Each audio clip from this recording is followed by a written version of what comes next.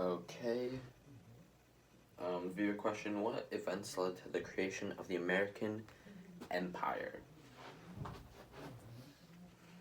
Okay. Many Americans today think America was never or will never be an empire, and that America is solely an anti-imperialist force in world history. Despite a long anti-imperial tradition, America's post-Civil War economic expansion gave it the opportunity to prove itself capable of facing its longtime European competitors. My 3 points are in my 3 points are it left young Americans hungry to prove themselves. The Spanish-American War gave us the opportunity to prove ourselves again. And lastly, there was internal debate over an American empire. Young American people were brought up by parents who were in the Civil War and closing the frontier. This caused a problem for them by not having anything for them to do. Teddy Roosevelt was a figurehead for the people. He had a movement promoting adventurous young people to prove themselves worthy in the wildness.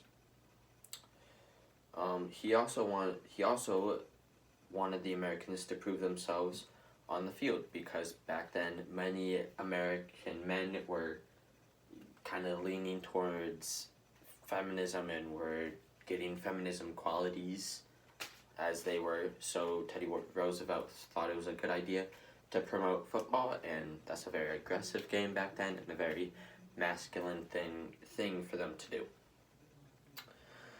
Without the craving, America would likely never have been involved in building an empire. Robert Cherney says between the years 1865 to the end of the century, there was a rapid change in the economic and social life of the United States. These young Americans were power-hungry for power or just something adventurous to do in their lives. The Spanish-American War gave us the chance to prove ourselves. Since the 1880s, the U.S. naval power has been growing to protect our expanding global interests. In 1898, it became clear that America might interfere for Cuba on its independence from Spain, even though our navy was still relatively small. Congress passed a bill providing $50 million for defense and spent $20 million on 102 new private vessels to boost our current 86 in the fleet. We also had the battle, quote unquote, of Manila. This battle happened on August 13th, 1898. And this is where the U.S. cut off escape from the Spanish when they invaded Cuba. And the Spanish were running out of supplies and were overcrowded by all of the Spanish refugees. They suggested to do a mock battle to not look weak, because they didn't want to surrender to the Cubans, because they thought that would be weak, because the Cubans were very small. Central America was helping them, and at the battlefront, they wanted to, have a show and have a story that could be told whether or not it was true or not. And finally, there was internal debate over an American empire. American imperialism took many forms. Some saw it as a way to spread the gospel, and others saw it as an opportunity to inherit political freedom. President McKinley says, "I didn't want the Philippines, and when they came to us as a gift from the gods, I did not know what to do with them." He thought of 4 ways to deal with this new problem.